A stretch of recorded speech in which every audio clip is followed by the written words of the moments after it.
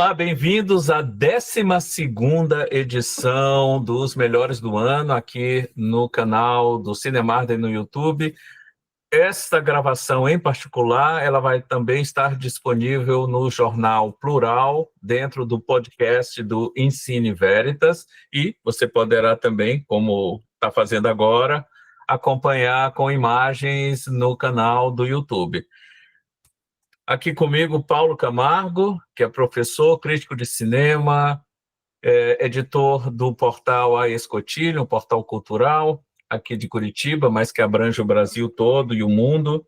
Paulo Biscaia Filho, que é diretor de cinema, professor também, e participa comigo do podcast Ensino Veritas do Plural. Nós tínhamos sempre a presença do Luiz Gustavo Vilela, que nesta edição, por compromissos profissionais, não poderá participar com a gente, mas ele deixou a lista dele de melhores do ano. No final da conversa, eu vou passar a lista. E, de qualquer maneira, essa lista vai estar na descrição completa, vocês poderão acompanhar. Como é tradicional no formato deste programa, a gente começa conversando sobre os filmes que estão nas 3 listas daqui, tanto na minha, como na do Paulo Biscaia, como na do Paulo Camargo. E em ordem alfabética. Então, o primeiro da lista, que está nas nossas 3 listas, está também na lista do Luiz Gustavo, é O Agente Secreto, de Kleber Mendonça Filho, representante do Brasil a uma indicação ao Oscar de melhor filme internacional. Essa semana ele já entrou na pré-lista do Oscar em 2 categorias, melhor filme internacional e melhor escalação de elenco, que é uma categoria nova que passa a valer a partir do Oscar 2026. Então, Paulo Camargo, o que dizer de O Agente Secreto? Olha, O Agente Secreto daria um programa inteiro, eu acho.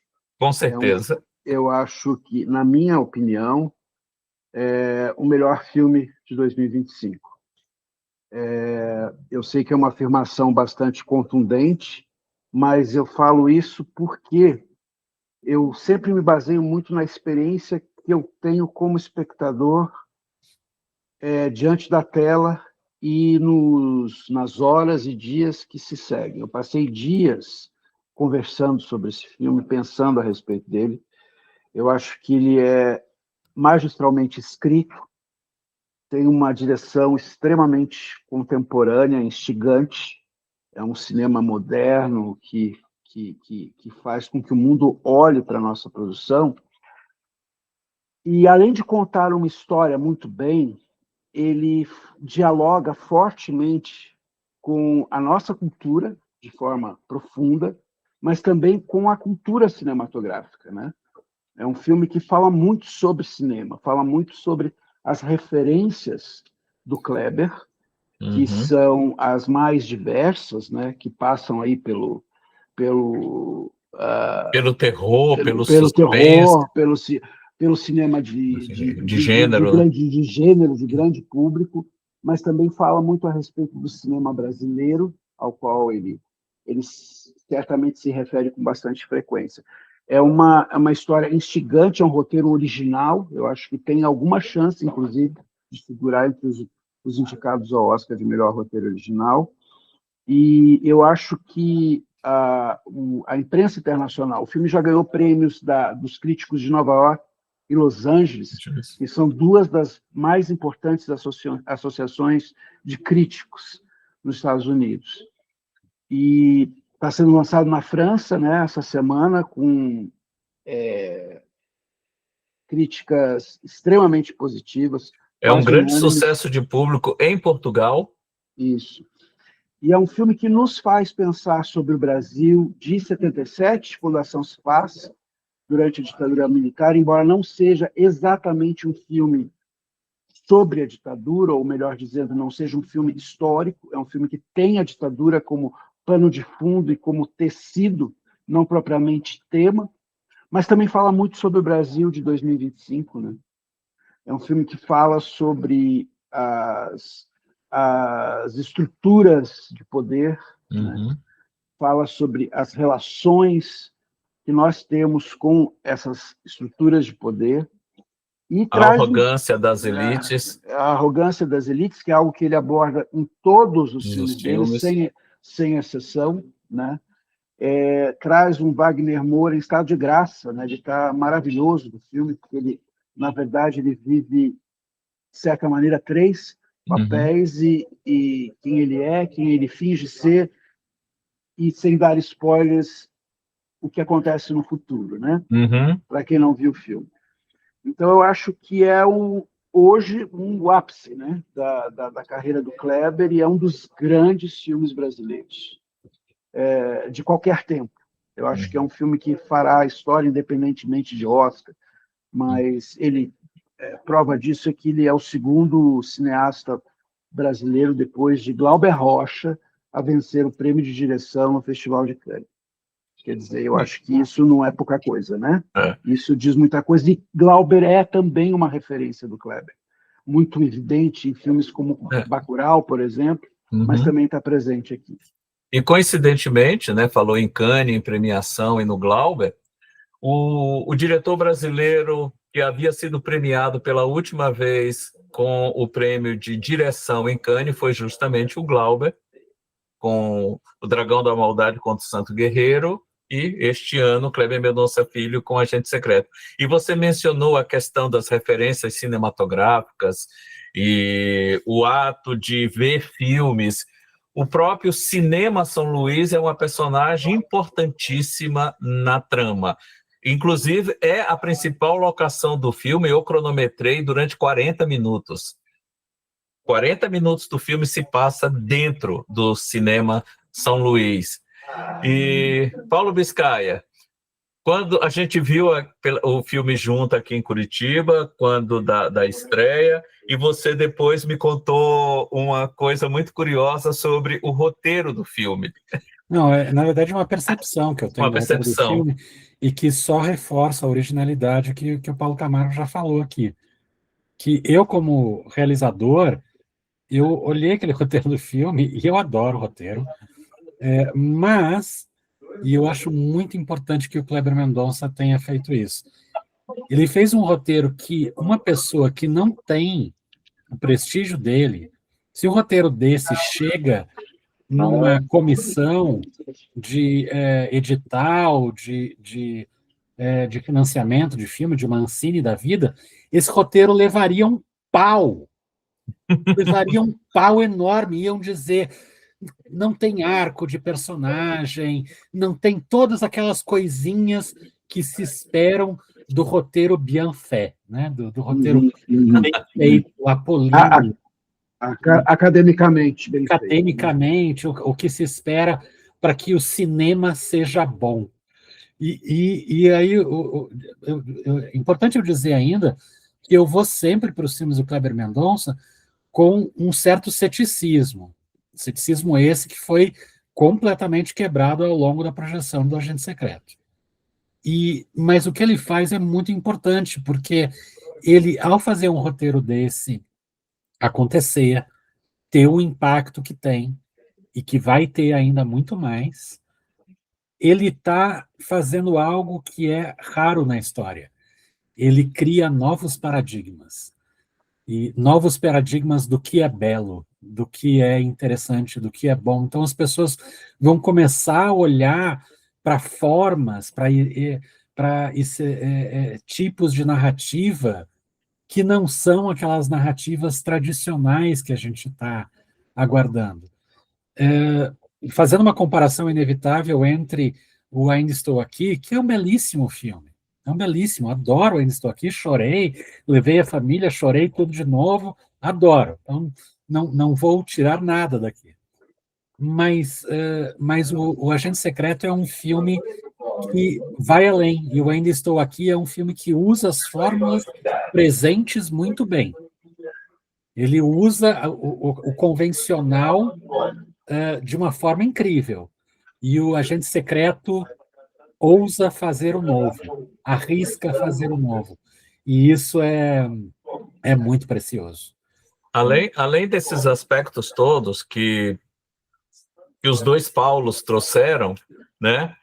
Tem um fator que, na minha experiência pessoal, eu fui a Recife pela primeira vez um pouco depois da época retratada do filme, mais ou menos uns 2 anos depois, 1979. Então, quando eu vi esse filme pela primeira vez, eu me senti transportado para Recife daquela época. O trabalho de direção de arte, de figurino, a preparação do elenco, e olha que é um elenco gigantesco. Tudo bem, no centro de tudo você tem a figura do Marcelo, interpretada pelo Wagner Moura. Ele é o principal fio condutor, é o protagonista, mas você tem uma gama imensa de núcleos Isso que é uma coisa vão incrível do roteiro. interagindo, aparecendo, todos com seu momento de E, destaque. Não e existe personagens um bem personagem delineados. pequeno. Não Oi? existe São um bem personagem. delineados. Muito É. bem delineados todos. Não tem nenhum personagem pequeno. Não, de Do, forma alguma. do frentista que aparece Na apenas na abertura. primeira cena, ao assistente do delegado, que Aham. tem pouquíssimas falas, todos os personagens você olha e diz, eu consigo ver a vida inteira dele. Pois é, eu vou dizer mais um, que tem uma participação de menos de 5 segundos, e é uma participação marcante. O cara que trabalha na prensa do jornal Diário de Pernambuco, que pega o jornal quando ele sai da impressora e levanta e diz, isso aqui vai pegar fogo, gente! Ele só fala isso. E que é lindo. E marca. Tem uma coisa, dentro da estrutura de roteiro, para não dizer que ele é completamente inédito, eu vou fazer, óbvio que tem outros ainda que fazem parte disso, ele só se arrisca em coisa que não é usual no cinema. Agora, para ir para uma coisa pop, e agora que estamos falando de personagem, eu acho que o Agente Secreto ele se assemelha a Alice no País das Maravilhas, aonde a narrativa é o passeio pelos personagens que você vai encontrando no caminho. E mais do que uma história com começo, meio e fim, é um passeio por essas figuras. E isso já é fascinante por si só.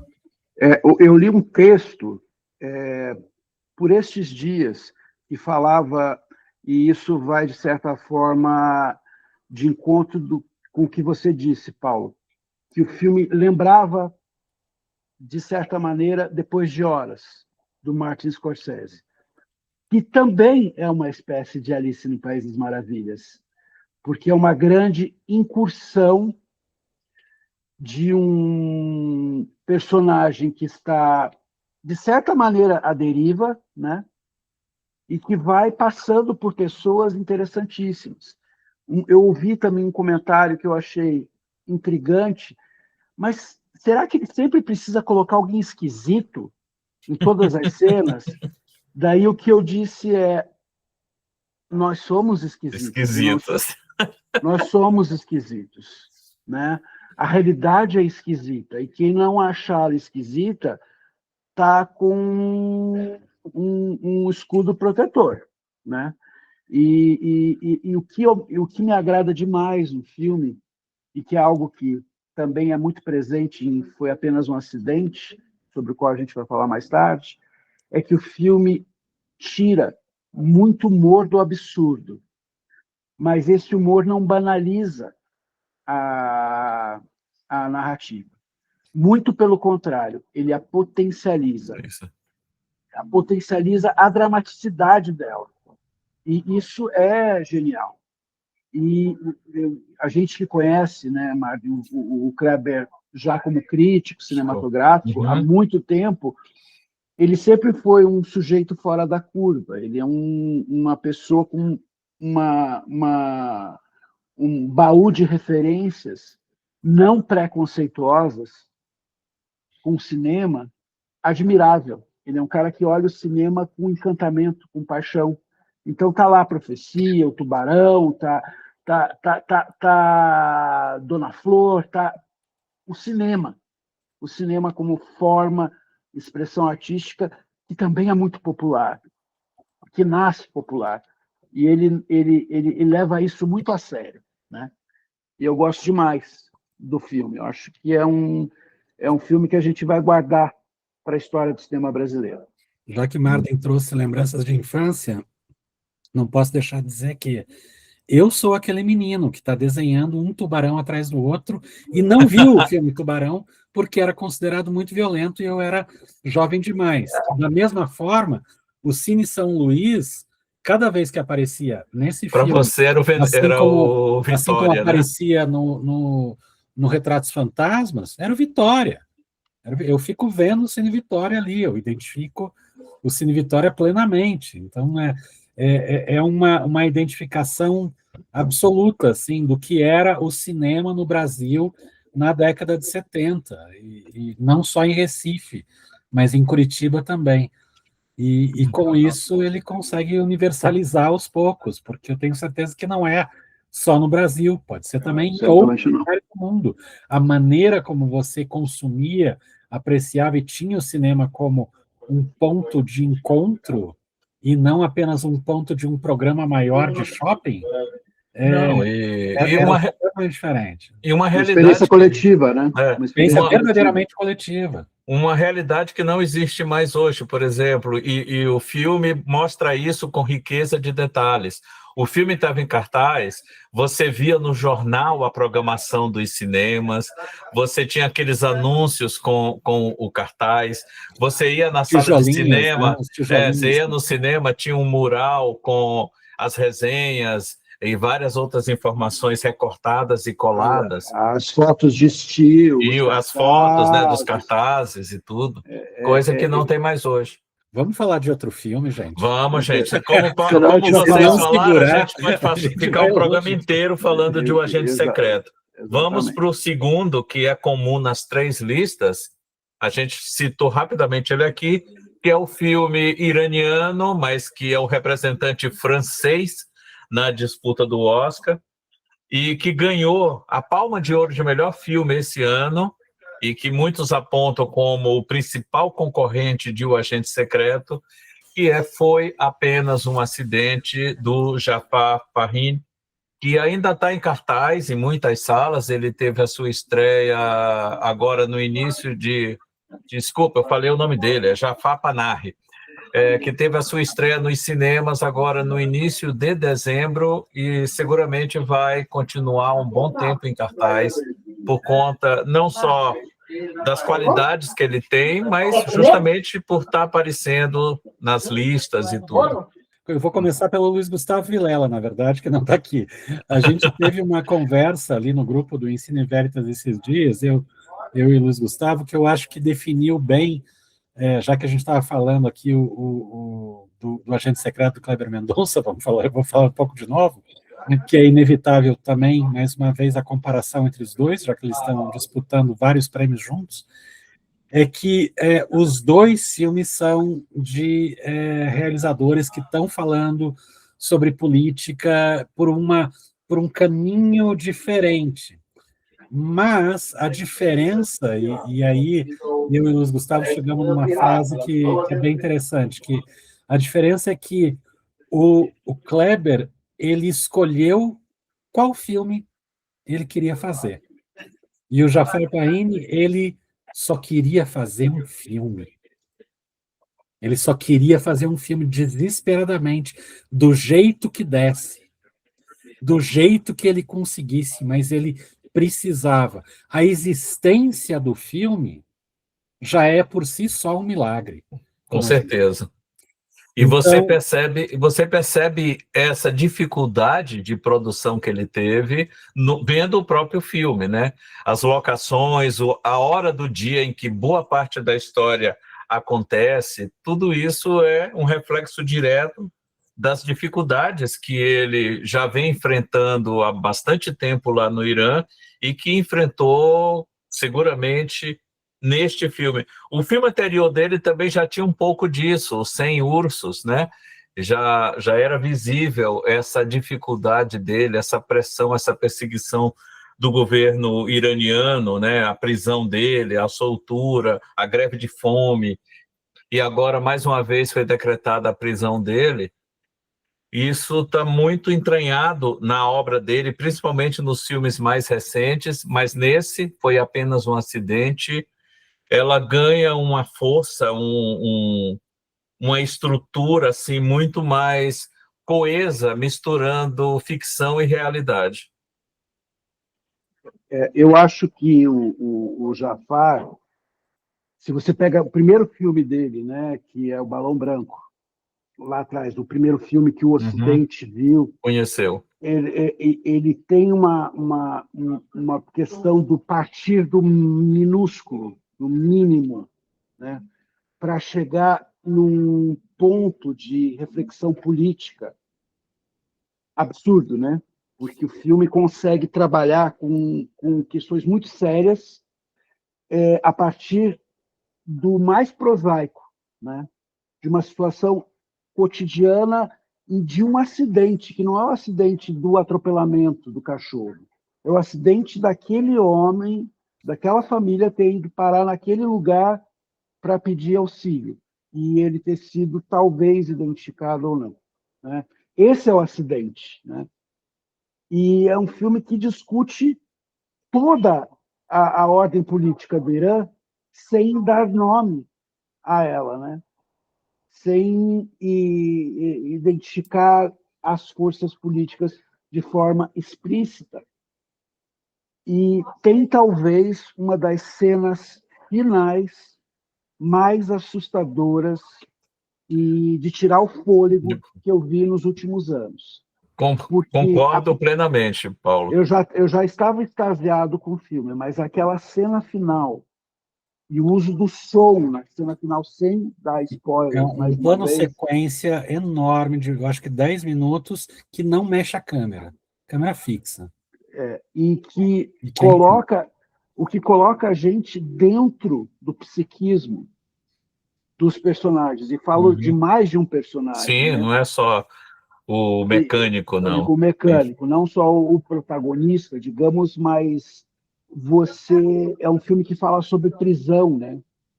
E a prisão de diferentes tipos de prisão, né? Concreta e da forma simbólica. E é de tanto que eu acho que é um roteiro, uma direção absolutamente incríveis. E ele é um diretor muito mínimo, né?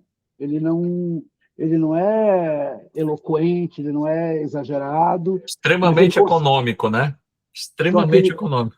Ele entende profundamente a potencialidade do cinema como linguagem, né? Porque ele usa o mínimo.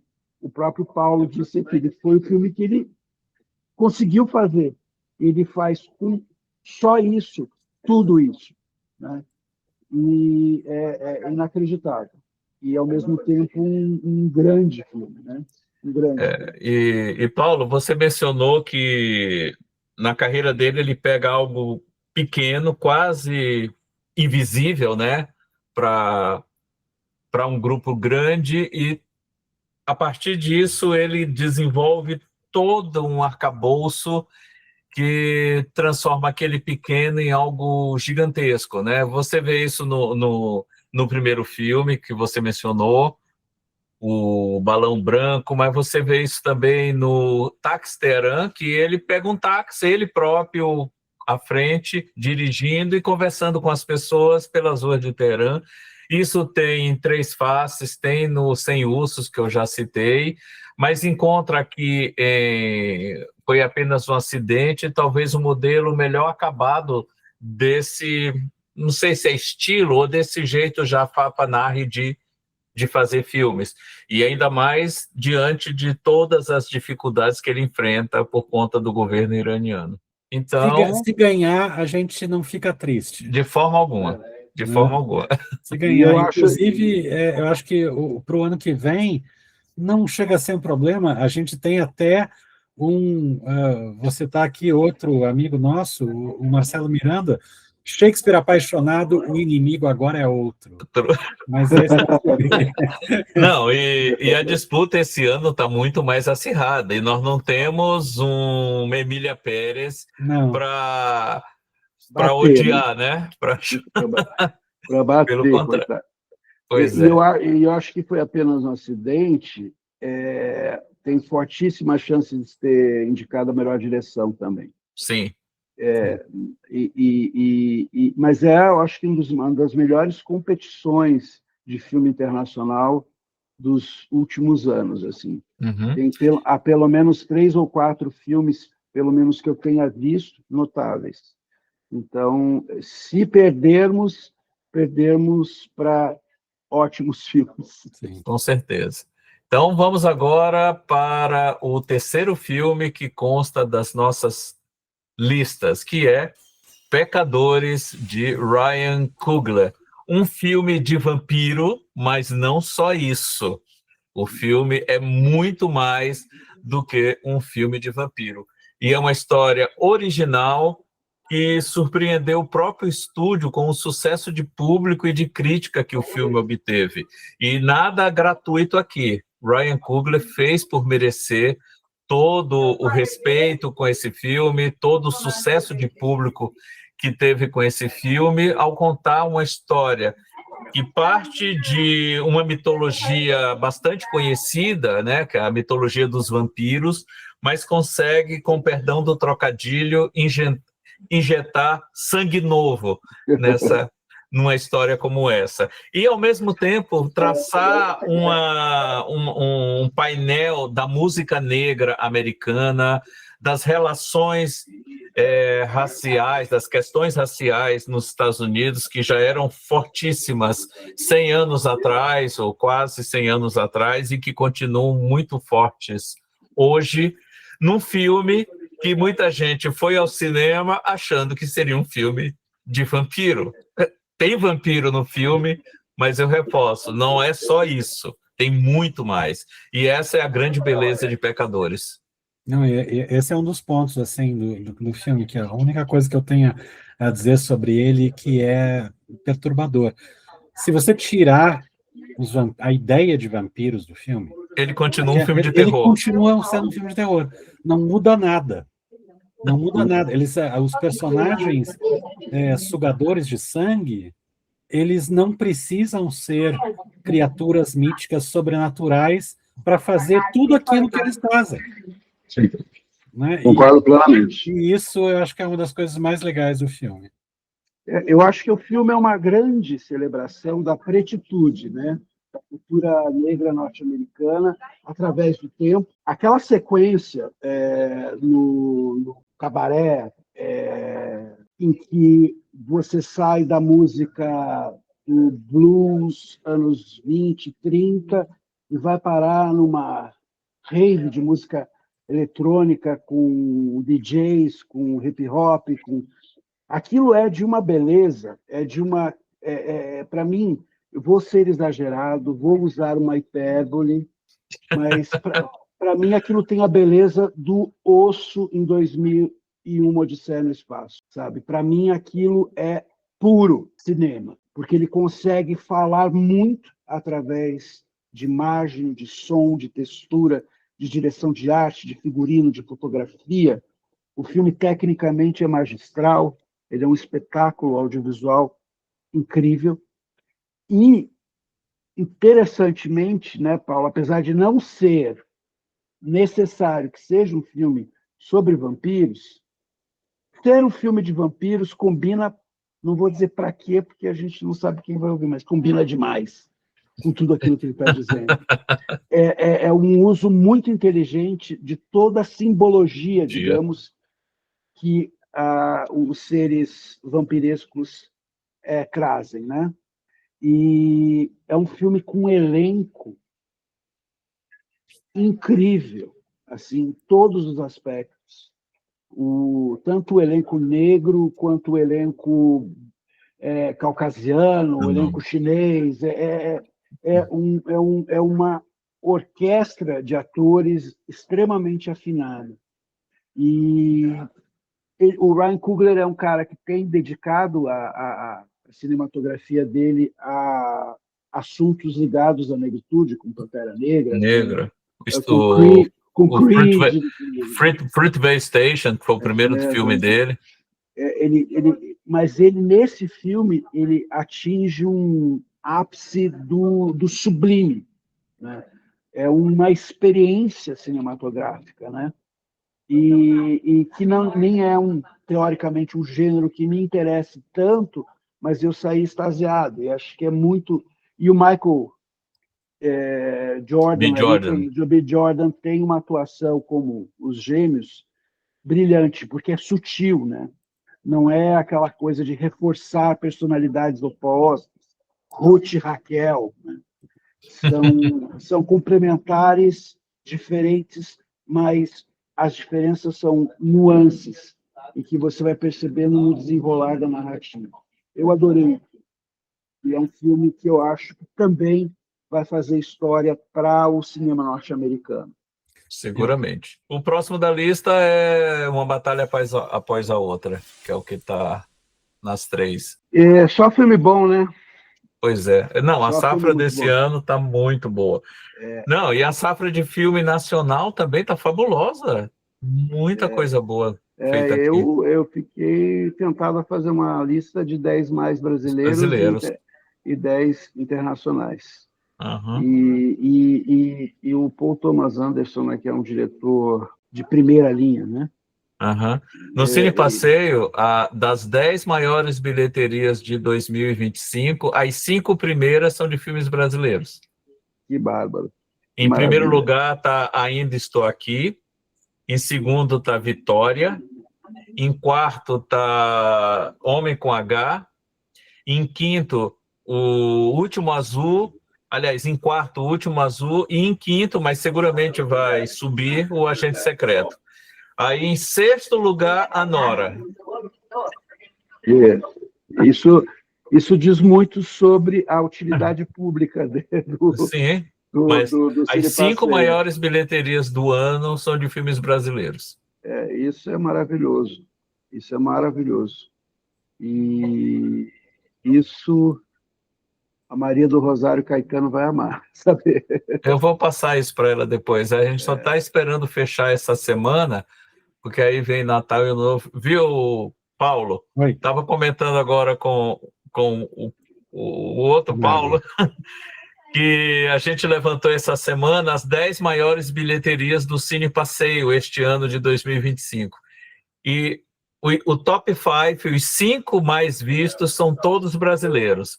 Ainda Estou Aqui, Vitória, Homem com H, O Último Azul e O Agente Secreto, que estreou agora há um mês, mais ou menos. Então, e em sexto lugar vem a Nora. Que legal. Que legal. Isso é incrível. Uhum. Incrível. Ótima notícia. Então, continuando agora, o quarto filme que é comum nas nossas 3 listas é aquele filme que provavelmente vai ser o vencedor do Oscar de melhor filme e dará também o primeiro Oscar de melhor direção para Paul Thomas Anderson. Estamos falando de Uma Batalha Após a Outra. Vocês concordam? Não que ele não merecesse, só concordo. né? Não que ele já não merecesse ter ganho esse prêmio há mais tempo, né? Mas agora chegou a vez dele. É o filme certo na hora certa, né? Quer dizer, se você pensar que esse filme foi lançado durante esse segundo governo Trump, embora não tenha sido realizado durante ele, eu fico relutante em dizer que é uma feliz coincidência, né? Mas ele é extremamente pertinente, né? É um filme que questiona até a medula tudo aquilo que o governo Trump significa, né? E o faz com um frescor até, digamos, surpreendente para o Paul Thomas Anderson, né? Porque que é um grande cineasta com vários filmes incríveis, mas nesse filme ele consegue aliar esse teor político ao humor, à crítica social, a essa questão de construir uma narrativa muito complexa, com personagens fascinantes, né? As mulheres do filme são incríveis. O Leonardo DiCaprio, desempenho absurdamente bom. O personagem dele o Leonardo DiCaprio ele tá incrível nesse filme, principalmente porque ele se permite ser escada para todo o resto do elenco. É E generoso, esse né? gesto de reconhecimento socrático do seu personagem é um gesto de um ator inteligente, cara. Ele é a escada, ele não se coloca como protagonista. Ele só é protagonista porque ele é o Leonardo DiCaprio. Caprio. E é o E primeiro porque, nome que aparece no crédito, mas fora isso. e porque, de certa maneira, ele conduz a narrativa, digamos, ele leva a câmera com ele, mas não é sobre ele, né? Não é sobre ele. E daí você tem Benício Del Toro e Sean Penn, Penn. A Chase é, Infinity. Few Small e, Beers. e, Essa é uma frase do ano. Few Small Beers. Teyana Taylor, né? Teyana Taylor. Que faz a guerrilheira Uhum. A mãe, a Perfídia perfídia, Beverly Hills. que é uma potência na tela que você fica. Aquela imagem dela grávida com uma metralhadora nas mãos é uma das coisas mais impactantes que ficam grudadas na memória, Uhum. né?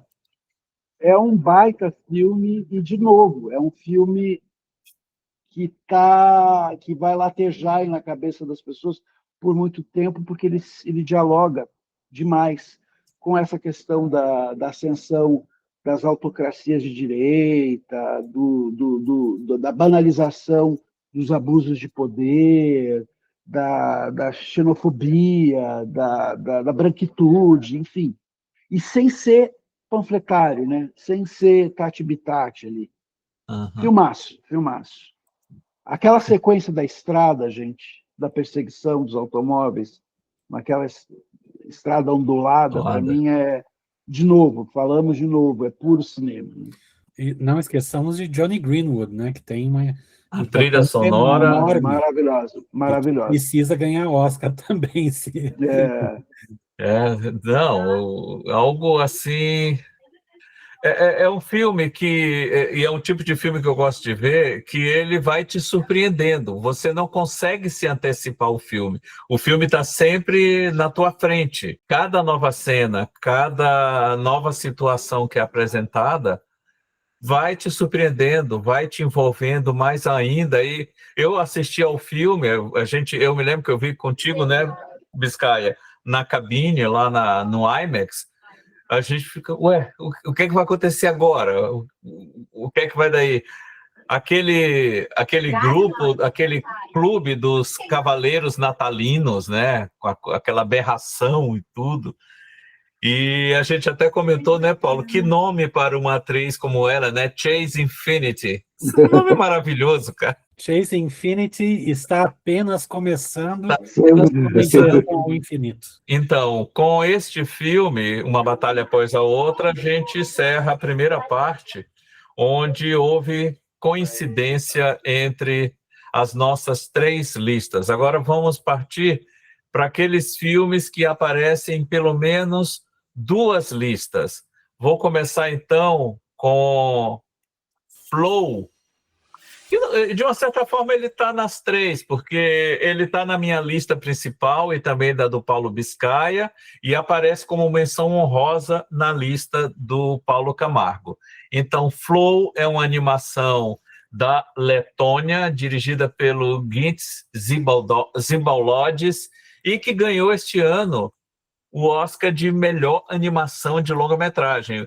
Me lembro que na época, Brasil, com a vitória de O Ainda Estou Aqui, e o Flow lá na Letônia, o primeiro Oscar para esses dois países foi muito desejado. Me lembro até de ter visto um desenho que uma italiana fez, mostrando o Oscar sendo segurado pelo cachorrinho do Marcelo Rubens Paiva no Ainda Estou Aqui, e o gatinho de Flow, né? E o meu filho do meio, o Lucas, que tem dois gatos em casa, o gatinho mais velho dele, o Ozzy, adora assistir Flow na televisão. Ele bota lá na TV o Flow e ele diz, porque ele também é um gatinho preto, eu acho que é uma identificação instantânea. Ele vê o gatinho na tela, ele fica parado vendo o filme inteiro, ele não sai. E a minha netinha, que vai fazer 3 anos, também adora ver o Flow, que é um filme que tem uma profundidade imensa, mas ao mesmo tempo é um filme que qualquer pessoa pode assistir. É um filme que não tem diálogo, é só música e movimento. Foi feito de uma maneira extremamente barata, não tem requinte nenhum que uma produção da Disney ou da Pixar ou da Illumination, qualquer outro grande estúdio de animação possa ter. Ele usou software livre, foram 5 pessoas envolvidas na produção do filme. Os animais são animais, eles não falam, eles não têm comportamento de gente, né? São o gato mia, o cachorro late, e é isso que você vê numa história que aborda questões de aquecimento global, o que vai ser desse planeta, amizade, tolerância, você conviver com as diferenças. Está tudo lá no filme. Não, Eu vou é só fazer uma seguir, comparação. só seguir o fluxo mesmo. Você go with the flow. Eu vou fazer uma comparação aqui esquisita, mas que vocês vão entender. Vou comparar Flow com o Iluminado. Não, é porque eu estava ouvindo esses dias um podcast do crítico britânico Mark Kermode, e ele estava conversando com o ator Jason Isaacs, e os dois estavam falando que eles não gostam tanto de O Iluminado. E o motivo pelo qual eles não gostam muito do Iluminado é porque eles dizem, mas é que o Kubrick ele não estava preocupado em contar uma história, ele só estava preocupado em fazer aquelas experiências visuais com Steadicam e o cenário e não sei o que e tal, e esqueceu de contar a história. Aí eu olho, esqueceu?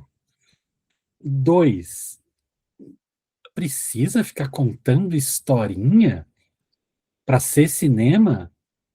E o Flow, ele tem muito disso, ele é uma experiência sinestésica, muito como o Iluminado é.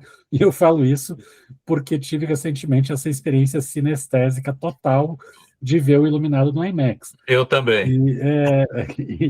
E o Flow é uma experiência sinestésica, você não precisa ficar querendo entender em que ponto da história, qual que é o arco, o que vai acontecer, quem vai se salvar, se o gato vai ser o herói do Sid Field, né, o Save the Cat, né, do outro livro. Não é por aí que vai. E aí, óbvio que esse filme sendo feito por uma equipe de pouquíssimas pessoas com software livre, ganhando o Oscar em cima de produções de centenas de milhões de dólares, é bônus. Só mostra que o cinema está chegando num ponto muito interessante, aonde ter quilos de dinheiro não garante definitivamente que você tem um filme bom em mãos. Você está chegando num ponto de democratização absoluta, onde ferramentas ao alcance de todos tá pronto para você fazer obras inacreditáveis como é o Flow. Eu acho que o filme ele tem o imenso mérito de proporcionar a gente uma experiência verdadeiramente imersiva. A gente, quando você embarca nesse fluxo, nesse flow, você não sabe aonde o filme vai te levar, porque ele dispensa várias das convenções de roteiro, né? Como você disse, ele joga o Sid Field dentro d'água, né? E deixa acontecer. E deixa acontecer de tal maneira em que você segue porque você precisa saber o que vai ocorrer na narrativa. Mas porque esse caminho é quase tão ou mais importante do que aonde ela vai chegar, né? Porque é uma experiência sensorial e, ao mesmo tempo, muito simples, ou aparentemente simples, né? É um filmaço e é um sinalizador de que o mundo está prestando, espero eu, né? Está prestando atenção a outras cinematografias, a outras formas de fazer cinema, a outras sensibilidades, eu diria, né? Então, agora vamos para o próximo da lista, que consta, no caso, da minha lista e da lista do Paulo Camargo, que é O Último Azul, de Gabriel Mascaro. O Último Azul é um trabalho que ele desenvolveu durante um bom tempo. O Gabriel Mascaro, que também é pernambucano, tem uma cinematografia bastante original. E aqui ele, a partir de uma homenagem que ele quis prestar à avó dele, conta uma história que discute essa questão do etarismo. E a exemplo do filme anterior dele, O Divino Amor, é uma ficção científica meio que distópica, que mostra um Brasil num futuro próximo, onde as pessoas, quando chegam a determinada idade, 75 anos, são simplesmente retiradas dos seus ambientes, da sua casa, do seu local de trabalho, do convívio com os familiares, e levado dentro de um catavelho para o que supostamente seria assim, um retiro, onde eles poderão desfrutar seus últimos anos, mas quando o filme começou, eu só me lembrei do Soylent Green, né? O Mundo de 2020, porque não esperava coisa boa daquilo. E apesar de ser um filme bem pé no chão, passa essa sensação, pelo menos passou para mim, essa angústia, essa apreensão sobre o que poderia acontecer, o que viria a acontecer com a personagem principal, vivida pela Denise Weinberg, uma atriz fantástica, e a maneira como ela reage a tudo isso e a maneira como o filme conduz a jornada dela, que apesar de na história ser uma mulher de 70 e tantos anos, o filme não deixa de ser uma espécie assim de ritual de passagem de adolescência, porque ela vai rejuvenescendo à medida que a história vai avançando. É um filme que me marcou bastante também. No Cine Passeio, a gente recebeu a visita no fim de semana da estreia do filme do próprio diretor e roteirista, o Gabriel Mascaro, e da Denise Weinberg, que é a atriz principal. Eu lembro que você estava na sessão, não era, Paulo Camargo? Estava assim, estava assim. E o Gabriel é um cineasta extremamente original, né?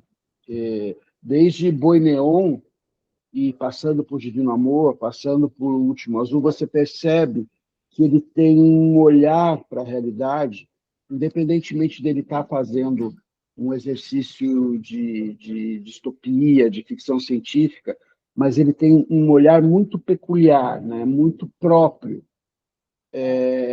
e uma forma de realizar cinema muito próprios, assim como o Kleber, né? Assim como o Kleber. E esse é um filme que ele tem uma temática extremamente importante, né? Porque ele discute um dos flagelos da modernidade, que é o etarismo, só que ele prefere olhar para a luz, né? Ele prefere olhar para a ruptura, para a desconstrução de determinados paradigmas do que é ser velho, né? Ele é disruptivo mesmo, ele vai num outro lugar e faz isso utilizando toda a beleza e a potencialidade da paisagem amazônica, né?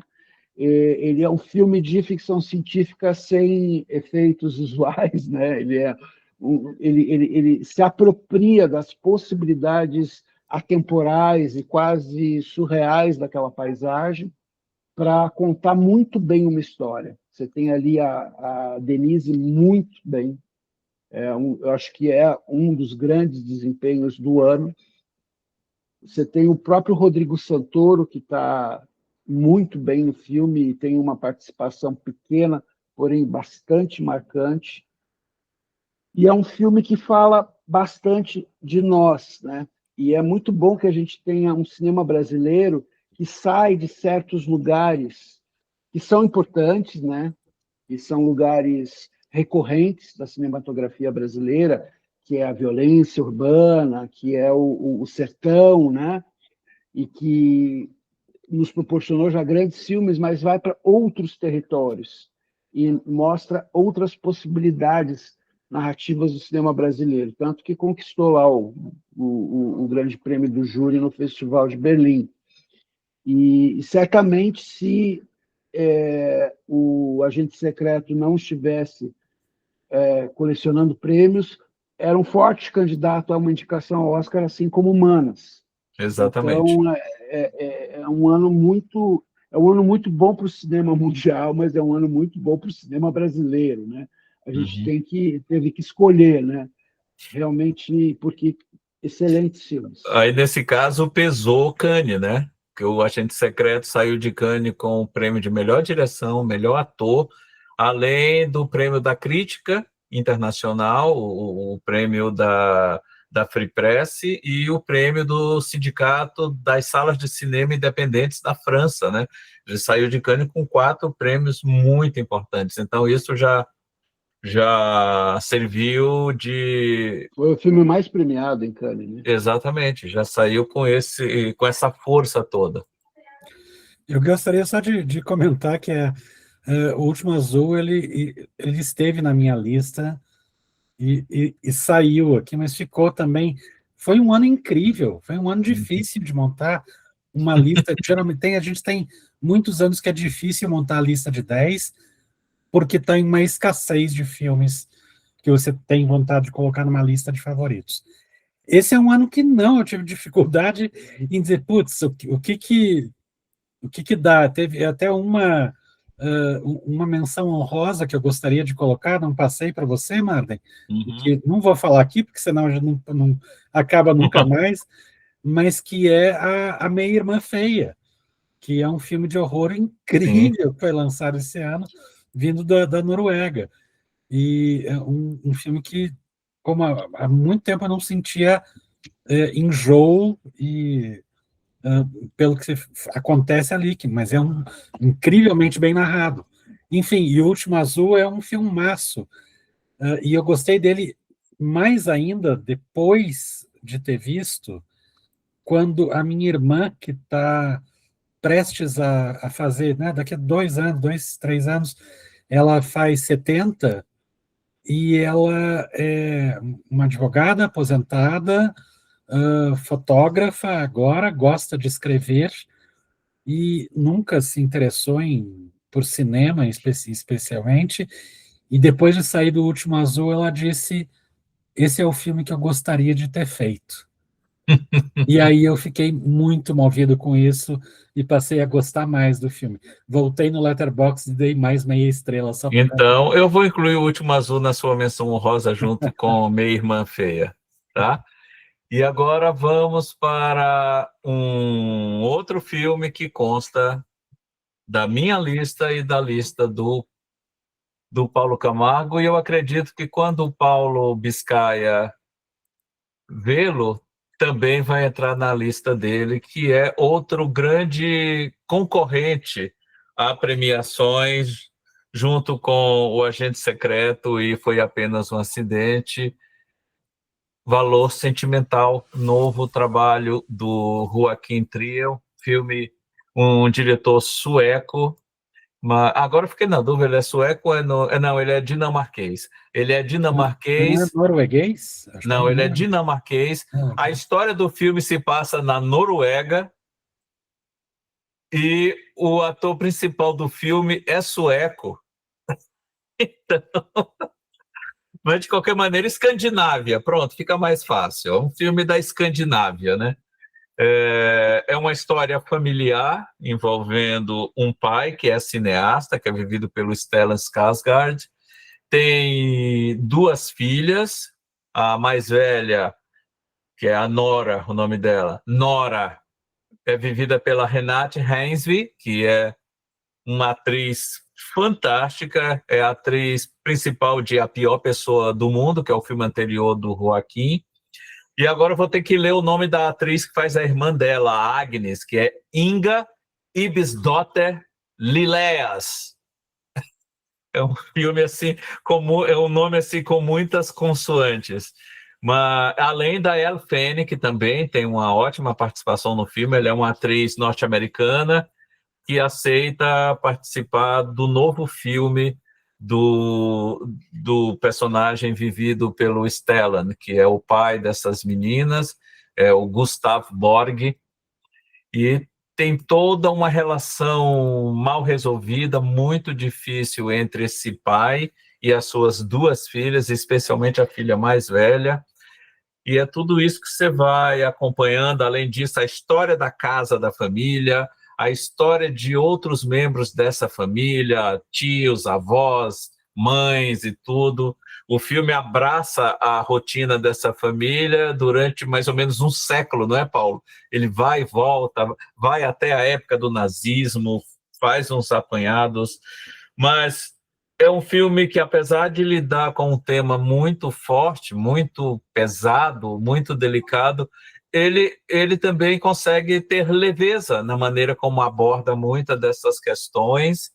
E é um filme que, apesar de ter o Stellan como a grande estrela do filme, e muito da história gira em torno dele, é um filme onde as 3 personagens femininas são muito fortes e as 3 muito bem defendidas por suas atrizes. Eu não me surpreenderei se a Renate foi indicada a melhor atriz e a Elle Fanning e a... Deixa eu voltar o nome dela. E a Inga, vamos chamá-la simplesmente de Inga, e a Inga forem indicadas a melhor atriz coadjuvante, além do próprio Stella concorrer a melhor ator coadjuvante, né? E é um filme que fala de teatro, fala de cultura, fala de cinema, fala de relacionamentos, fala de vida em família, fala de superação, fala de uma série de coisas e consegue abarcar tudo isso muito bem. Eu acho que é um filme muito na tradição escandinava, né? De Strindberg, de Ibsen, de Nora, né? O próprio Ingmar Bergman, né? Eu consigo enxergar ecos de Sonata de Outono em Valor Sentimental, essa tradição de discutir a família, as relações familiares, os vícios nas relações familiares, muito por meio da palavra, do dito, né? E do silêncio, do que nunca, e no silêncio tanto no momento em que ele acontece e nos silêncios acumulados ao longo do tempo que fazem com que os abismos, os fiordes, né, emocionais ali se abram entre eles. Eu acho que é um filme de atores e de diálogos, de roteiro, muito, muito na tradição da dramaturgia escandinava. Eu curto demais a forma como ele trabalha os rostos. É um filme que trabalha muito as expressividades, as reações dos personagens, não de uma forma exagerada, mas de uma forma muito expressiva, né? O filme tem muitos closes, tem muitos silêncios acompanhados de expressões faciais, e é um filme que eu acho que viaja muito bem. Eu acho que ele vai ser visto ao redor do mundo com muita comunicação, porque ele fala sobre temas universais, em última instância, né?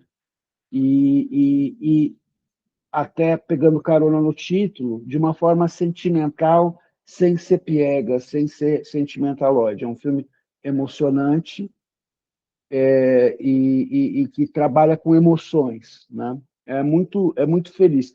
O Joaquim Trier é um grande artífice desse tipo de cinema, né? A Pior Pessoa do Mundo é um achado, é um dos grandes filmes dos últimos anos. E a Renate virou uma espécie de musa, né? Ela é uma atriz econômica, né? Nunca exagerada, mas que traz um monte de coisa ali num olhar, num gesto.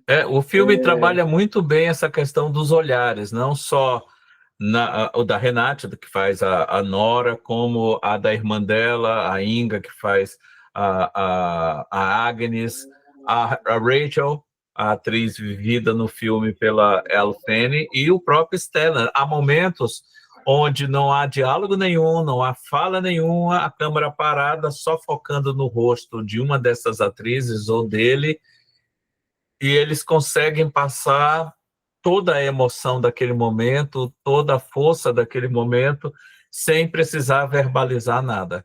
Então, agora passamos pela lista que há filmes em comuns, tanto nas 3 como em 2 delas. Esgotado isso, como o Paulo não falou agora, porque ele não viu ainda o Valor Sentimental, eu vou passar a palavra para ele e vou pedir que ele fale num bloco de 3 filmes que constam da lista dele, que são de terror.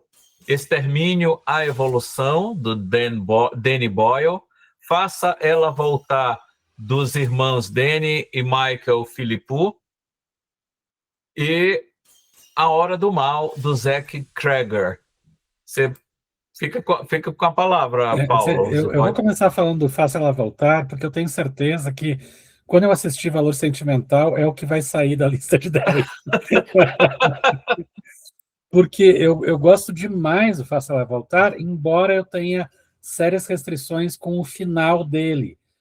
Mas apenas o final, apenas os 5 minutos finais, ou até melhor dizendo, a escolha de trilha sonora do final, que para mim acaba trazendo uma emoção que caiu estranho no estômago quando terminei de ver o filme.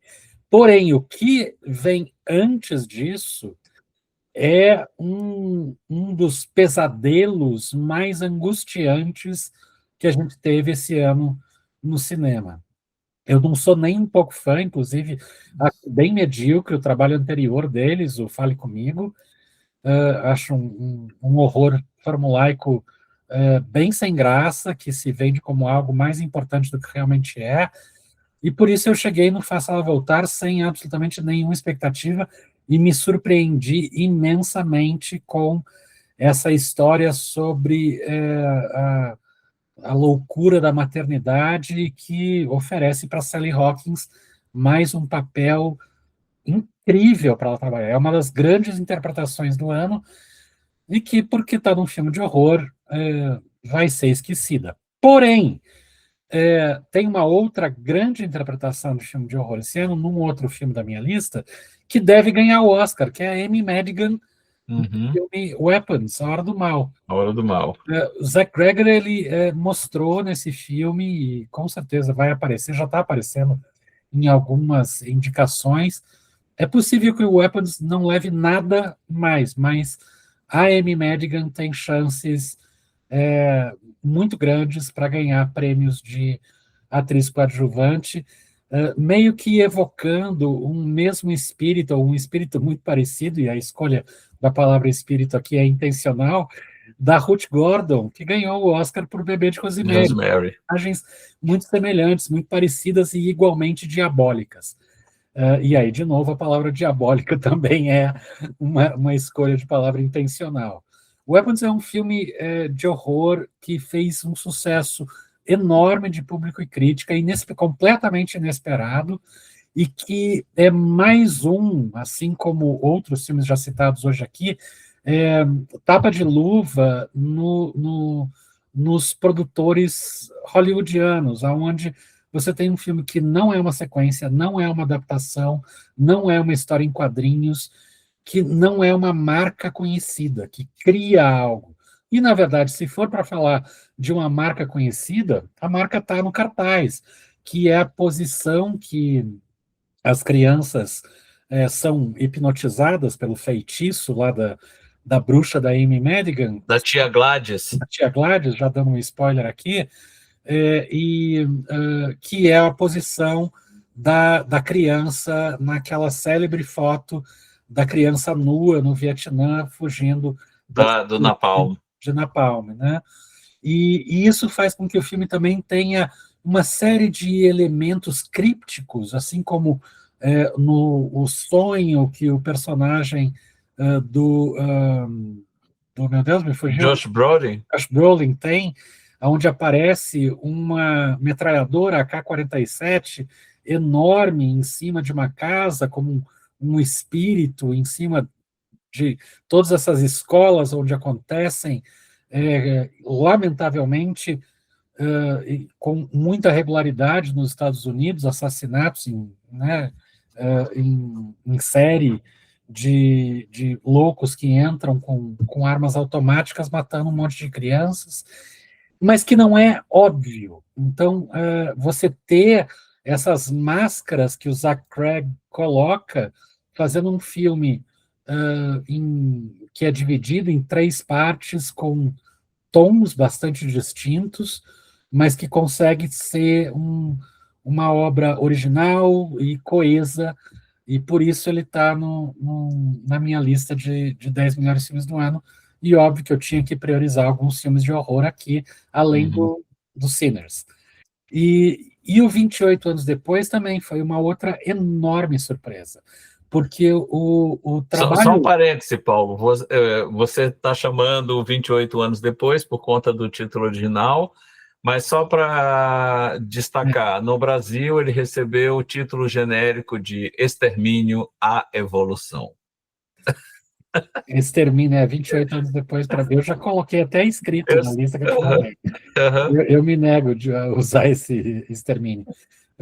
Eu, quando eu soube dessa sequência, eu digo, não vai dar certo isso, não vai prestar, porque não tem por que fazer isso hoje. E o Danny Boyle não sozinho, óbvio, com o Alex Alex Garland. Garland, eles conseguiram, o Alex Garland, curiosamente, depois de virar Alex Garland, né, tantos anos depois do filme original, lá em 2002. 2000. 2002. 2002. 2002. E, ah, e, e que agora ele é, né, um dos diretores roteiristas mais celebrados do mercado. E o Alex Garland, sempre com um olhar político muito afiado, ele faz um filme que é, obviamente, falando sobre o Brexit, onde você tem a ilha ali da Grã-Bretanha isolada do resto do mundo, com os zumbis vagando ali, enquanto o resto do mundo está de boa. Tá de boa. E eles estão tentando sobreviver. Então, enfim, já fala sobre o Brexit aí, mas fala também sobre heranças culturais, sobre como que são construídas as culturas de uma nação. Isso fica muito claro desde o trailer do filme, que usa o poema do Rudyard Kipling, Uhum. que, que fala sobre Boots, a boots, formação boots. militarista do Reino Unido, e aí depois, no final, a gente tem uma ligação com o próximo filme da Nia da Costa, que vai estrear agora em janeiro, e que fala também um pouco sobre a criação cultural, usando a figura de um apresentador britânico chamado Jimmy Savile, que foi um um pedófilo horroroso, descoberto, depois foi um pedófilo horroroso, mas que na interrupção do Apocalipse, que aconteceu lá em 2002, no universo desse filme, não aconteceu. Ele continuou sendo uma referência cultural que influencia a gangue que aparece no final do A filme, gangue do Jimmy. a gangue do Jimmy, e assim como as cores dos Teletubbies, né, Talvez. que eles carregam desde da infância. Então é um filme sobre construção cultural, entre outras coisas, e com cenas belíssimas. Tem uma cena que eu não vou aqui dar mais spoiler, mas de morte de um personagem, onde ela não aparece morrendo, Uhum. que é belíssima, é muito bem construído ali. Enfim, não sou fã de carteirinha de Danny Boyle, mas quando ele faz um filme bom, eu tenho que dizer. E esse filme, que não é Extermínio, isso aqui é 28 anos 28 anos depois, depois. é um filme que me pegou de jeito, esteticamente, narrativamente, politicamente, e é por isso que ele está aqui na minha lista. Então, tem mais 2 filmes do Paulo Biscaia, mas a gente vai deixar para depois. Eu chamo de volta, então, o Paulo Camargo. Da lista dele, tem outros 4 filmes que só constam da lista dele. Então, vou começar pelo Manas, que a gente destacou muito aqui na nossa conversa, a qualidade dos filmes brasileiros deste ano. A gente poderia até fazer uma lista dos 10 melhores filmes brasileiros do ano. Não seria difícil de montar essa lista, porque realmente tivemos grandes trabalhos do nosso cinema, e Humanas é um deles, né? Dirigido pela Mariana Brennan, e que chegou até a ameaçar a hegemonia de O Agente Secreto quando da indicação do filme brasileiro que iria representar o país na disputa por uma indicação ao Oscar de melhor filme internacional. O Humanas marca a estreia da Mariana Brennan em cinema de ficção. Né? Ficção. Ela era uma documentarista já premiada e que fez um trabalho muito, muito, muito notável de perceber e de observar a cultura da Ilha do Marajó para contar uma história devastadora de abuso sexual, de pedofilia, de incesto. É um filme sobre mulheres, feito por uma mulher que entende muito o universo feminino. As personagens são muito bem construídas, muito bem delineadas, e a narrativa é construída com uma tensão absurda, né? Você vai até o fim do filme com uma angústia imensa, porque você realmente não sabe qual será o destino da protagonista, que é essa menina que tenta sobreviver a um cotidiano de abusos dentro da própria casa. É um filme que foi reconhecido internacionalmente, foi premiado internacionalmente, e é um filme que também marca, provavelmente, o nascimento de uma diretora com enorme potencial aí para realizar grandes filmes. Só queria fazer uma observação sobre os filmes que o Biscay citou. Eu acho A Hora do Mal e o Extermínio, ou 20 Dias Depois, também ótimos filmes, também gostei demais. Não estão na minha lista, mas poderiam estar nas minhas menções honrosas. Eu acho que Manas tem essa grande virtude. A Mariana é uma diretora com raízes em Pernambuco, mas que faz um trabalho etnográfico mesmo, de compreender a realidade desse lugar ribeirinho, e não trazer uma visão exótica dessa realidade. Eu me senti muito dentro do que ela está mostrando nesse filme. Outro filme que só consta da lista do Paulo, mas é um filme que eu gostei bastante também, é outro filme iraniano, mas que, a exemplo de Foi Apenas um Acidente, que é representante da França, esse outro é um filme iraniano, mas que foi representante ao Oscar pela Alemanha. Estou falando de A Semente do Fruto Sagrado, do Mohamed Rasulov. De novo, né, a gente tem é quase que um paradigma. Cineastas iranianos tendo que recorrer à gentileza, né, de outros países para poder se fazerem ouvir. Eu acho que Foi Apenas um Acidente e A Semente do Fruto Sagrado possibilitaria uma sessão dupla incrível, né? Quase que letal, porque são dois filmes muito dolorosos e eles são parecidos em vários aspectos, porque ambos também partem de detalhes, de pequenos momentos, né?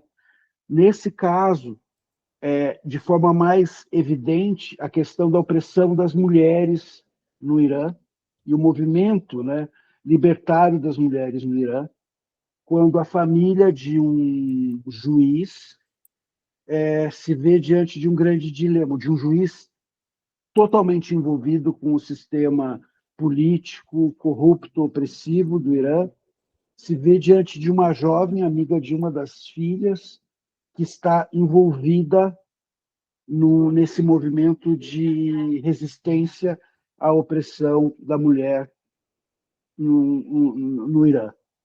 E esse filme, de certa maneira, também fala, como Humanas, né, sobre um levante de mulheres, sobre mulheres que resolvem dizer basta, não dá mais, e a gente tem que fazer alguma coisa a respeito do que está acontecendo. Só que nesse caso também dentro do seio da família, né? Porque a própria filha e a esposa desse juiz começam a perceber quem ele de fato é, né? Então, é um filme muito potente, é um filme importante para o Irã, mas também para o cinema, nesse sentido de discutir politicamente assuntos muito relevantes, mas de uma forma mais criativa, menos panfletária, mais evidente, né? Menos evidente. É um belo filme. Então, já tivemos 3 da lista do Paulo Biscaia, 2 da lista do Paulo Camargo. Agora eu vou falar de 2 que estão somente na minha lista. O primeiro deles é O Filho de Mil Homens, é uma produção da Netflix, dirigida pelo Daniel Rezende e com um roteiro escrito pelo próprio Daniel Rezende, a partir do livro do Walter Hugo Mãe. Tem o Rodrigo Santoro como ator principal, e aqui a participação dele é muito grande, diferente de O Último Azul, que era uma participação importante, mas especial, com pouco tempo de tela. Aqui não, ele está à frente de toda a história que é contada. E é um filme que vai mostrando várias personagens, as histórias aparentemente estão desconectadas, mas aos poucos você começa a ver elas se encontrarem. Começa com uma questão muito simples, é a história de um homem, um pescador, que vive sozinho numa casa à beira-mar, que é a personagem do Rodrigo Santoro, e o sonho dele é ter um filho. E aí ele deixa vários anúncios na feirinha do vilarejo, perto de onde ele mora, dizendo: sou um pai que procura um filho que não tem pai. Algo assim, eu não lembro agora exatamente o bilhete, mas é mais ou menos isso. Ele se oferece como pai para adotar um filho que não tem pai ainda. E ele termina encontrando um garoto que vai morar com ele. E o filme lida com uma série de questões por conta de outras personagens que vão aparecendo. Uma mulher que é de uma família completamente onde a mãe é muito obcecada com certas coisas.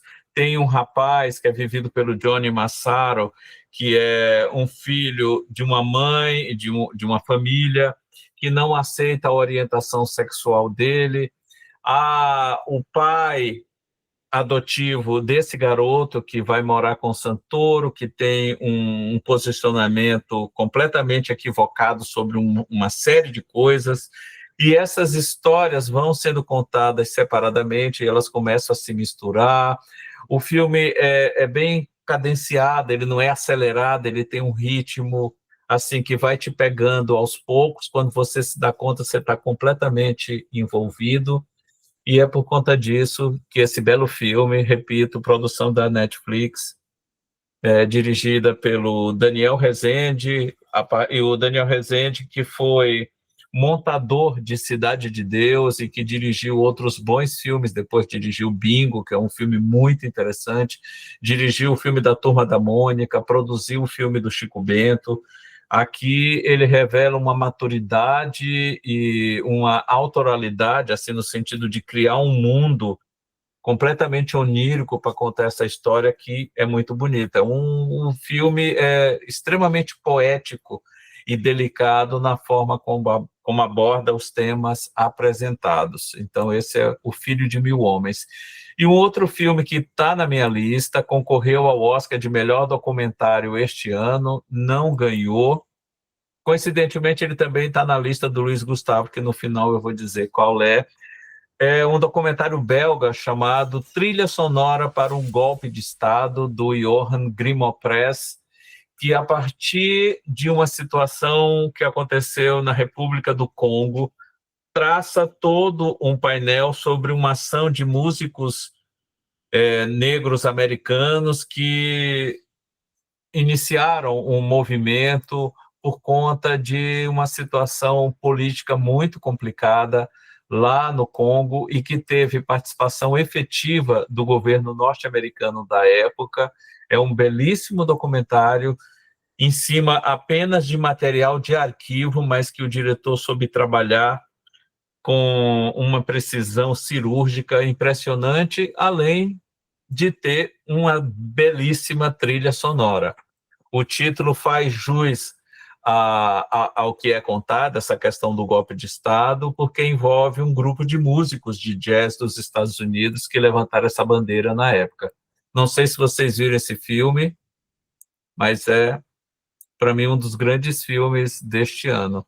Trilha sonora para um golpe de Estado. Agora a gente volta para fechar a lista. Eu vou fechar logo a minha lista, tá, gente? Porque só falta um filme para eu fechar a minha lista, e ele consta da lista de menções honrosas do Paulo Camargo, que é outro filme brasileiro muito bonito, muito original na abordagem que faz.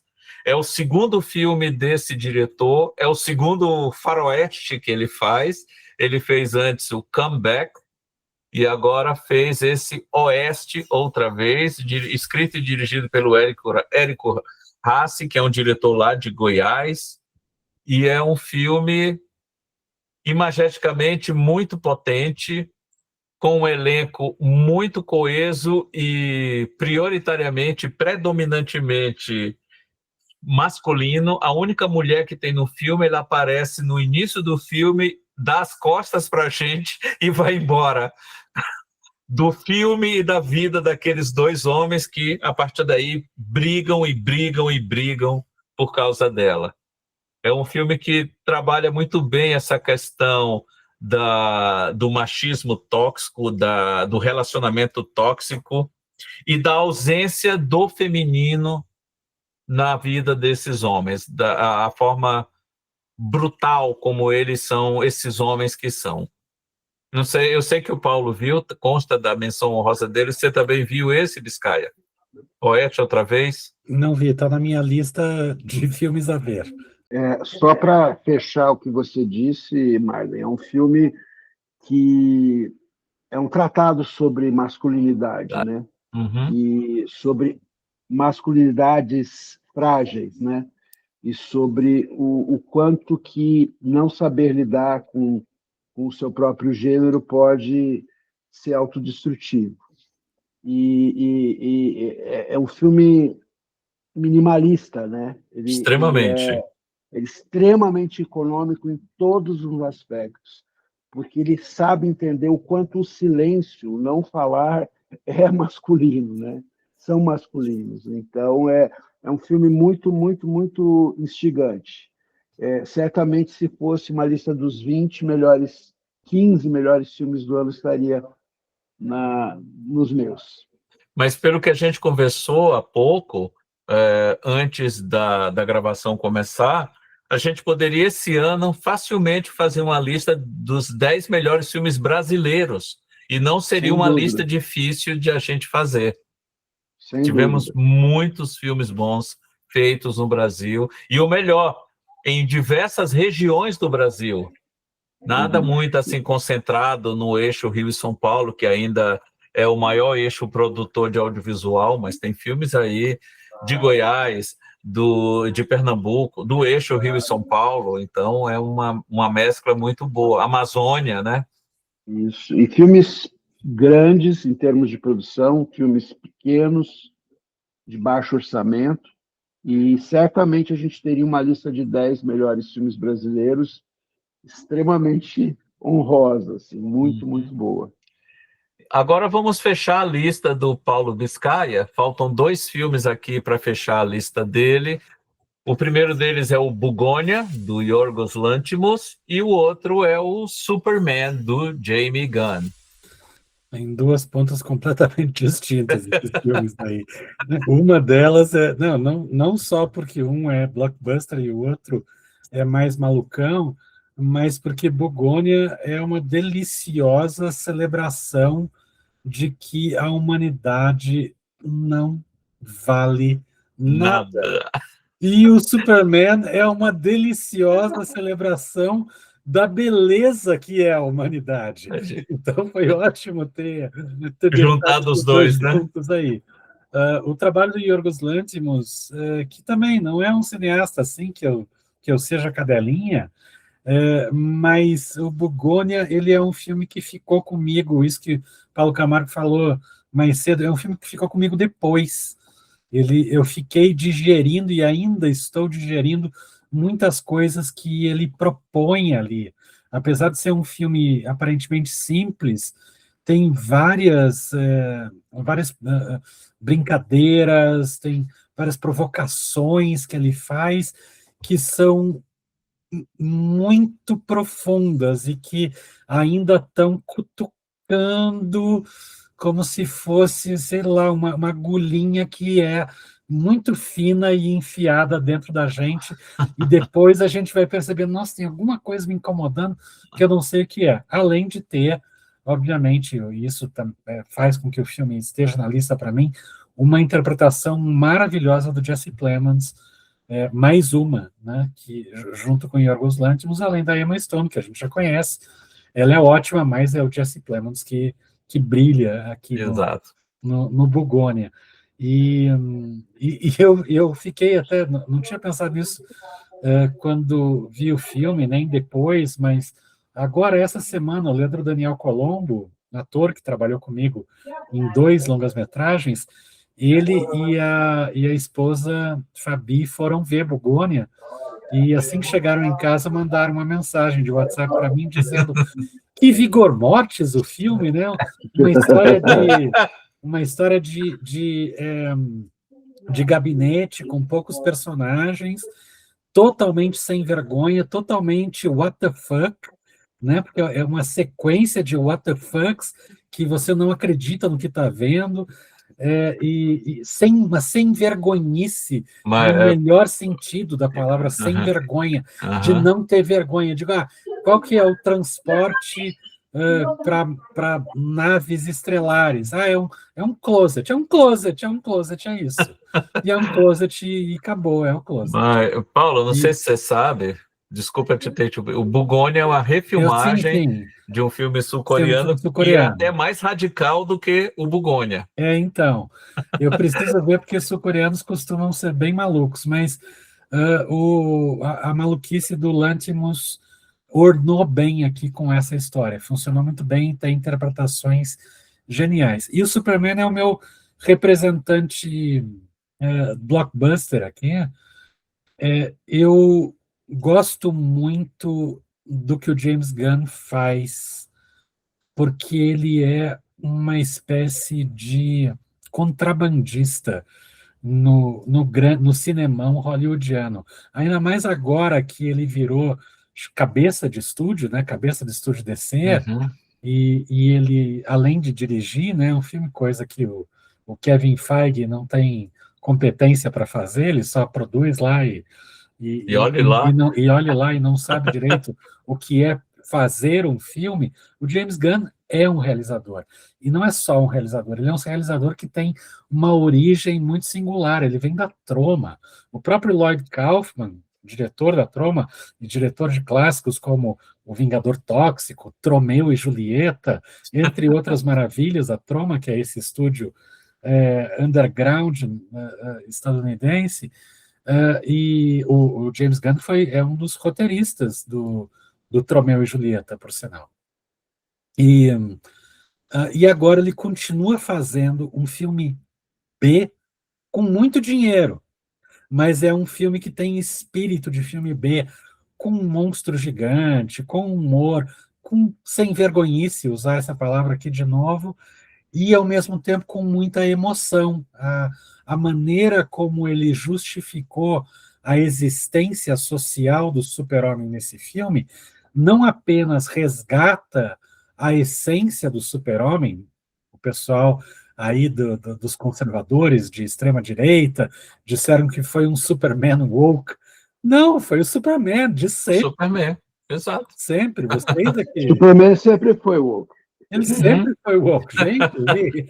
Ele é um imigrante. Um escoteiro. Um escoteiro, exatamente. Ele é um imigrante que quer trabalhar com os valores americanos e tal, mas os valores aqueles, a década de 50, né, década de 30 e tal, que era mais Frank Capra, né? O Uhum. Superman é um filme de Frank Capra.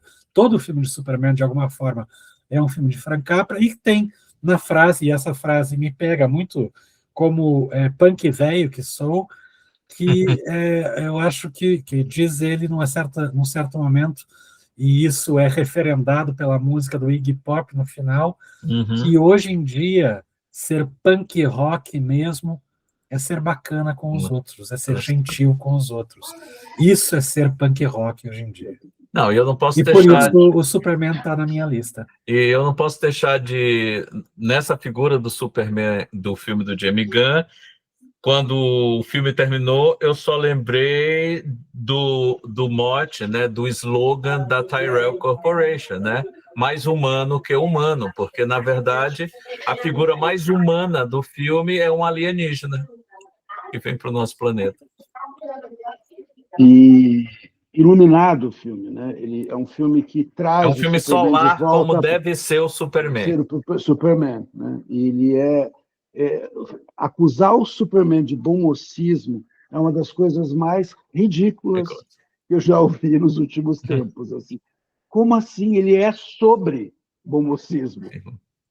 E esses valores elevados dele estão no DNA dele. Então, não faz nenhum sentido essas alegações, que são muito convenientes, enfim. Né? Não, e tem sequências hilárias, né? Como a mãe dele chegar e dizer: olha, acabei de engraxar suas botas. Não, não. E, claro, tem o Krypto, que rouba o filme sempre que aparece. Não dá. E, finalmente, tivemos um grande Lex Luthor. O Nicholas Hoult arrebentou como Lex Luthor. Que eu tive a felicidade, eu só vi agora, nessa última semana, a segunda temporada do Peacemaker, que é uma série que faz parte do universo que o James Gunn está coordenando agora, e o Nicholas Hoult reaparece numa sequência. E essa semana foi divulgado o primeiro teaser de Supergirl, que estreia no ano que vem e que promete. O trailer é muito bom. Eu gostaria de deixar aqui, aproveitando que estamos falando disso, nesse trailer aparece pela primeira vez Jason Momoa como lobo, o Xarniano. Deixo aqui registrado, James Gunn. Você deveria ter dirigido esse filme. Eu preciso fazer o filme precisa. do lobo. Sério, estou falando sério, não é Eu sei que você brincadeira. está falando sério. Vamos fazer a campanha Paulo Biscaia Filho para no dirigir Lobo. o filme do Lobo. É a minha expressão artística maior. Começa aqui. Para fechar a lista do Paulo Camargo, os 2 filmes que constam só da lista dele, apesar de um deles estar na minha lista de menção honrosa. Começando com Sonhos de Trem, do Clint Bentley, que apareceu na pré-lista do Oscar de melhor fotografia, e o fotógrafo Adolfo Veloso é brasileiro. Então, mais um motivo para prestigiar esse belo filme, que é uma produção da Netflix, Sonhos de Trem. Esse é o filme que traz o ator australiano Joel Edgerton, um dos melhores trabalhos da carreira dele. É um personagem muito difícil, porque ele é um ermitão, né? Ele é um personagem que pouco fala. Que pouco fala e que já, de certa maneira, nasceu em isolamento social, porque ele não sabe quem os pais dele foram, e ele está sempre em consonância, em simbiose com a natureza, que insiste em pregar-lhe peças, até a mais trágica de todas, que não cabe aqui a gente discutir. Mas o fato é que o filme tem um grau de introspecção que está na interpretação dele, na direção do filme, na direção de fotografia, que é belíssima.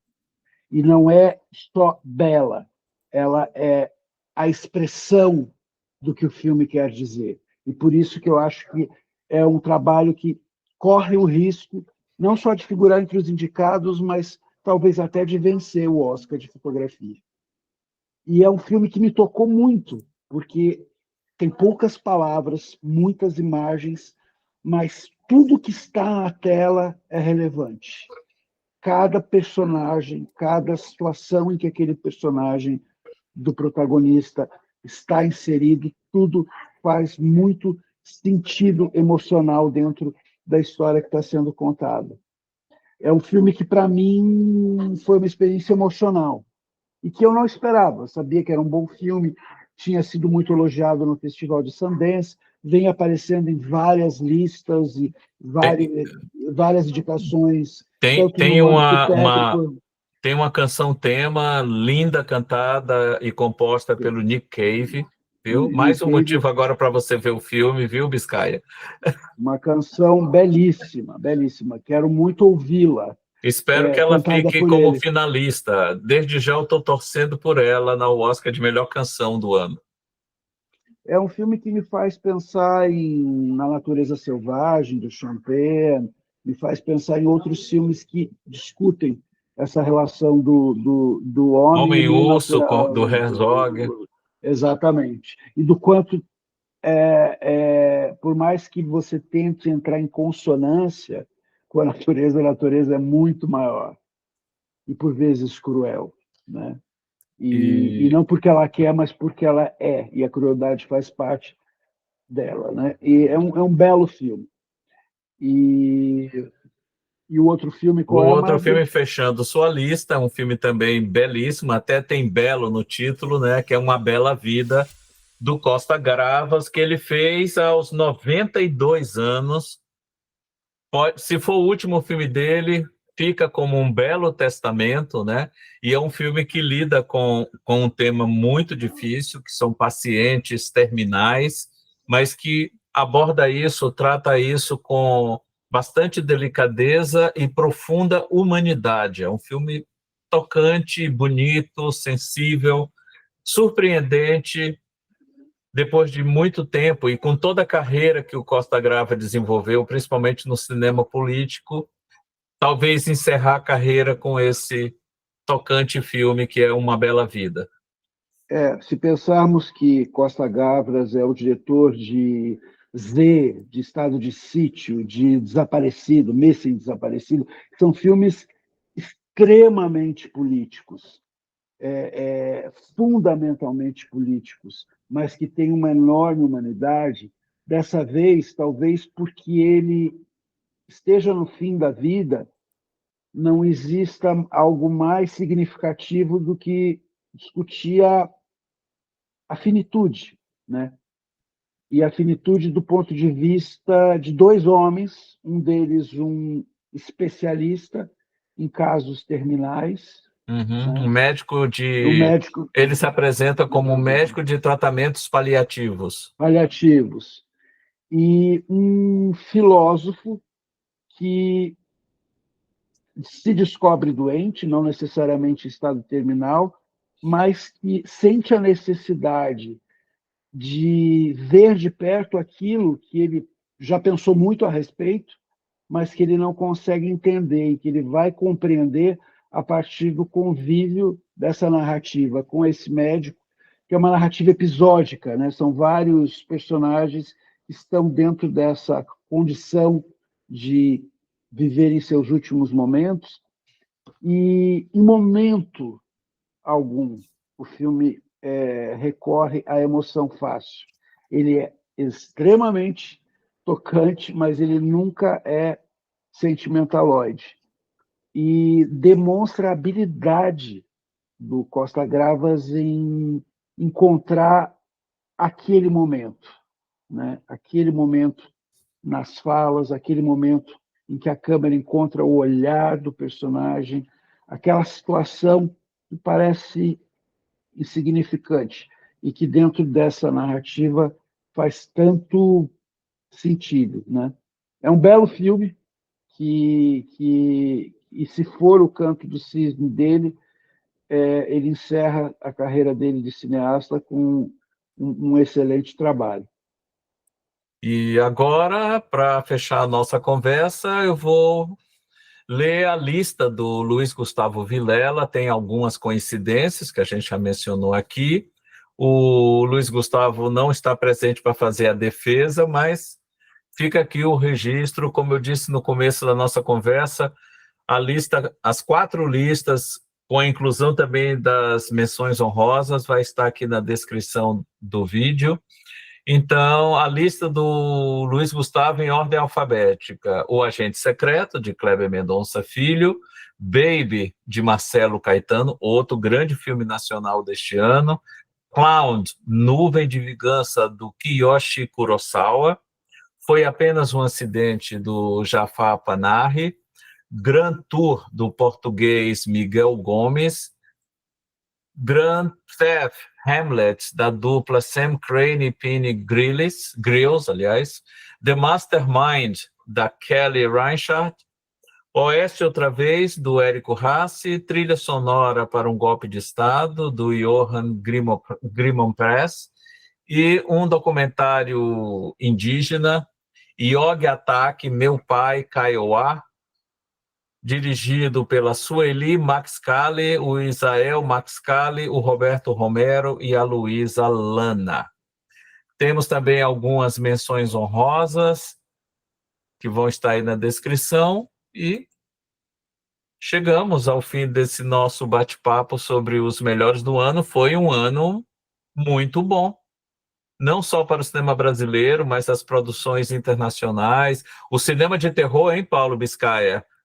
Teve muito. Olha, você nem lembrou de todos, teve outros filmes muito interessantes. Não, e eu podia ter colocado aqui outra menção honrosa que eu vou fazer aqui, que é o Ogiva, do Cadu Rosenberg, que é um filme de ficção científica, horror brasileiro, feito em Sorocaba, com dinheiro levantado em parte por Lei Paulo Gustavo, mas na maior parte por crowdfunding. Os créditos finais do filme demoram 14 minutos para colocar o nome de todo mundo que colocou no crowdfunding. E o Ogiva, que é um trabalho que é uma adaptação de quadrinhos, é um filmaço com um visual incrível, com interpretações ótimas, e que também me doeu não apertar aqui para dentro.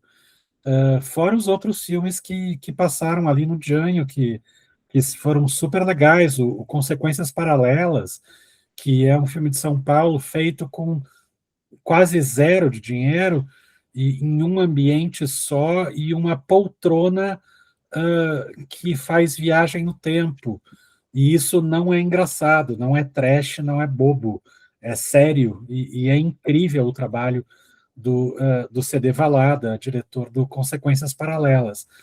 E um filme de ficção científica genial brasileiro, que está ganhando prêmio por todo festival que passa, e em breve vai estar, com certeza, em circuito comercial, streaming, alguma coisa. Enfim, para citar alguns. E senão, de novo, a gente passa a noite inteira. E só para fechar, gente, tem um outro filme iraniano que foi lançado esse ano e que eu gostei bastante, e que faz, aliás, uma fantástica trinca se juntando a Foi Apenas um Acidente e A Semente do Fruto Sagrado, que é o Meu Bolo Favorito. Um filme maravilhoso, iraniano também. Os três juntos traçam um painel da força, da potência, da originalidade do cinema iraniano, e a forma como os três, de diferentes maneiras, lidam e tratam a questão do autoritarismo do governo iraniano. São 3 grandes filmes, prova, mais uma vez, da força do cinema que vem lá do Irã. Então, gente, eu só posso agora agradecer a vocês dois por essa conversa, desejar boas festas e que 2026 traga mais Oscars para o Brasil e mais e melhores filmes. Isso aí, muito obrigado mais uma vez, pela oportunidade de falar com vocês e discutir cinema que a gente ama tanto, né? 'Cause I'm a punk rocker, yes I am. É isso. Valeu, gente. Valeu, É é isso. isso. Tchau. Até 2026. Até 2026.